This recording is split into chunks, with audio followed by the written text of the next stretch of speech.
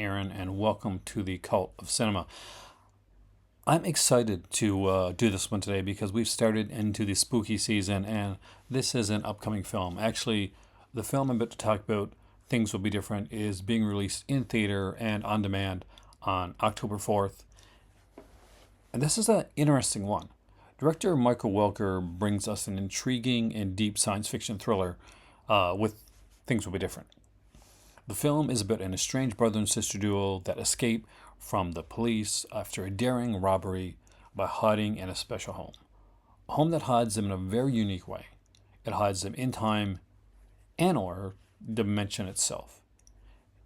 It's really, really intriguing. See, the film skirts with an ambiguity that I really enjoy, and I find that rather than having the ambiguity take away from it, it actually brings more to the film itself and makes for a much more fulfilling watch.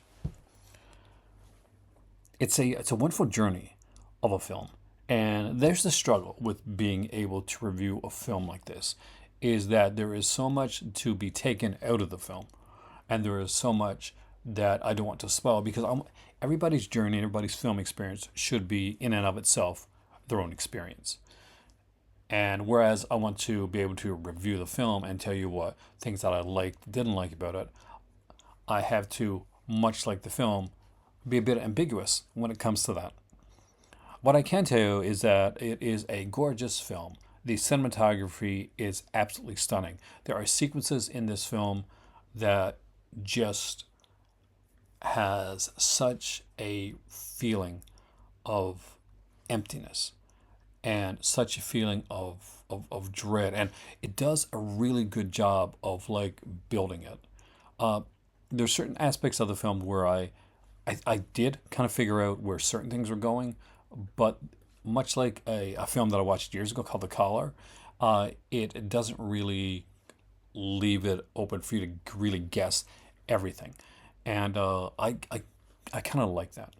See, the film overall, it's so is a sci-fi thriller that is just best to go into blind.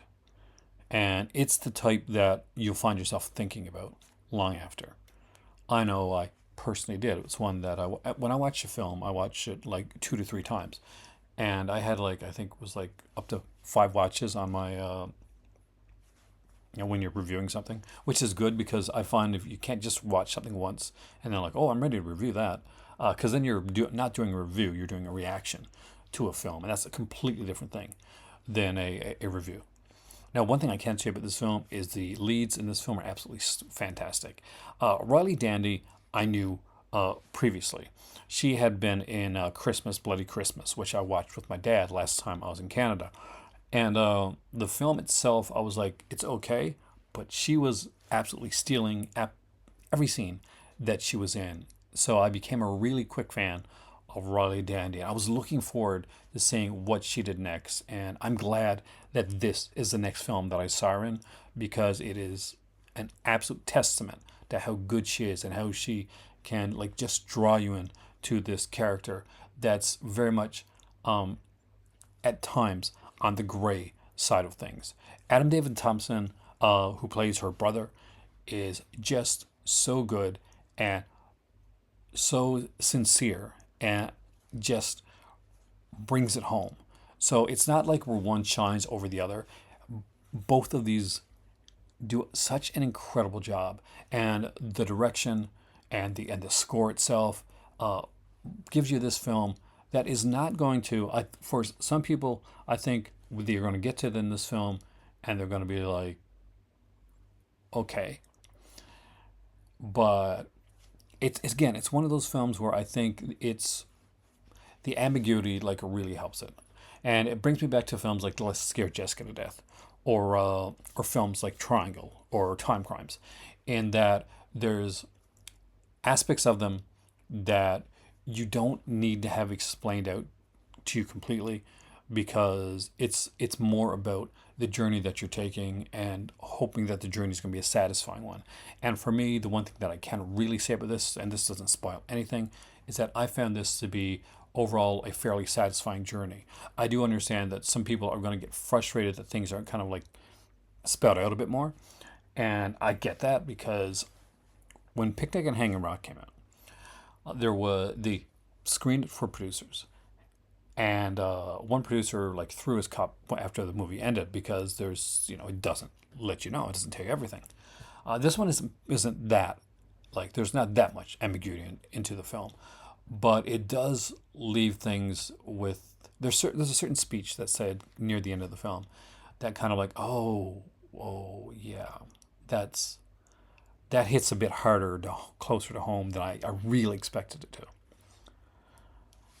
I can honestly say that Things Will Be Different is 100% Call Cinema approved, and I'm glad that it's the first movie that's going out for review for the spooky season. I do recommend that you check it out. It is coming out on October 4th on in theater, which if you get a chance to see it there, I definitely recommend it. But if you can't get to the theater, it's on VOD. I got sent I spoke with one of the people for the film, like one of the agents, and I get sent a screener copy. So full disclosure there. But for me, when it comes to a film like this, I'm either going to love it or hate it. And much like Triangle, I found myself loving this one way, way more than I thought. So Things Will Be Different, 100% Call Cinema approved, and hopefully you'll enjoy it as much as I did. See you next time.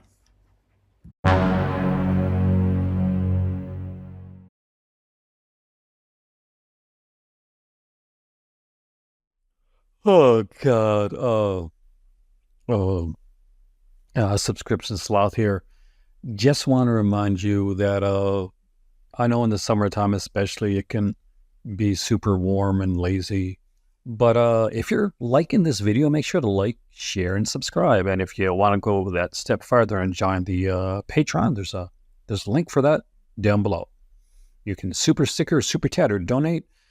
But above all, just lie back and enjoy the video because that's what I'm going to do.